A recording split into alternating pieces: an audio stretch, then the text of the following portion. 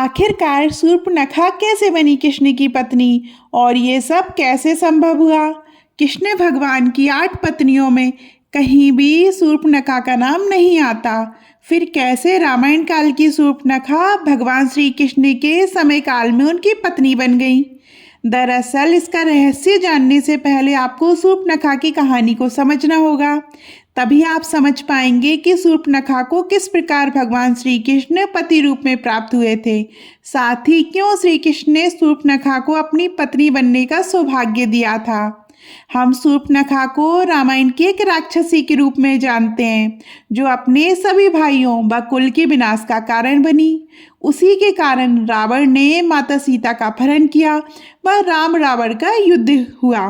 किंतु क्या आप जानते हैं कि वह अपने पूर्व जन्म में देवलोक की एक अप्सरा हुआ करती थी। शूर्पणखा रामायण काल से पहले स्वर्गलोक में नयनतारा नाम की एक अप्सरा थी, जो इंद्रदेव को नृत्य करके प्रसन्न किया करती थी।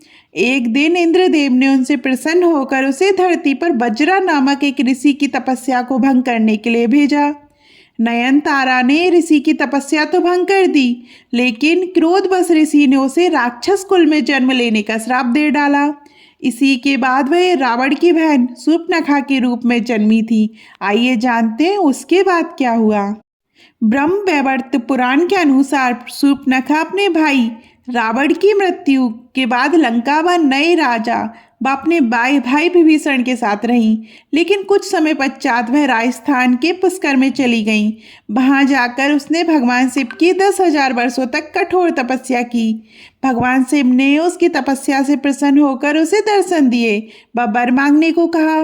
शूर्पणखा ने वर स्वरूप भगवान श्री कृष्ण की पत्नी बनने का अधिकार मांगा। भगवान शिव ने उसे ये वरदान दे दिया व कहा कि भगवान राम के बाद भगवान कृष्ण अगले जन्म में विष्णु रूपी अवतार में जन्म लेंगे। तब तुम एक कुंवर महिला के रूप में जन्म लोगी व तुम्हारा उनसे विवाह होगा। भगवान कृष्ण के द्वारा तुम्हारा कुंवर भी ठीक होगा व उद्धार भी हो जाएगा। अगले अवतार में भगवान कृष्ण रूपी अवतार में इस पृथ्वी पर आए। जब वे कंस को मारने के लिए पहली बार मथुरा गए, तब उन्हें शूर्पणखा मिली, जो कि एक कुंवर महिला थी। उन्होंने उसका कुंवर ठीक कर दिया, लेकिन तब उन्होंने उससे विवाह नहीं किया था। वे केवल उसके कुंवर को ठीक कर वहां से चले गए थे। उसके कुछ समय बाद भगवान कृष्ण ने नरकासुर नामक राक्षस का वध किया था। साथ ही उन्होंने उस राक्षस के चंगुल से 16,100 स्त्रियों को मुक्त करवाया था, जिनको उसने अपनी दासी बनाकर रखा था। उन दासियों में से एक शूर्पणखा भी थी। भगवान श्री कृष्ण ने समाज के द्वारा उन महिलाओं को नकारे जाने के बाद स्वयं सभी से विवाह किया व अपनी छोटी रानियां बनाया था। अपने इस जन्म में शूर्पणखा ने बहुत दुख सहे थे। उसे अपने पिछले कर्मों का फल जो भोगना था।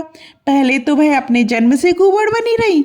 इसके बाद जब कुंवर ठीक हुआ तो नरकासुर ने उसे कैद कर लिया। हालांकि अंत में जाकर श्री कृष्ण ने उनसे विवाह कर उसके सभी दुखों को अंत कर दिया था। इस तरह से शूर्पणखा की कहानी का यही अंत हो जाता है। आपको शूर्पणखा की कहानी कैसी लगी कमेंट में जरूर बताइएगा। और अभी तक आपने हमारे चैनल को सब्सक्राइब और फॉलो नहीं किया है तो कीजिएगा। धन्यवाद।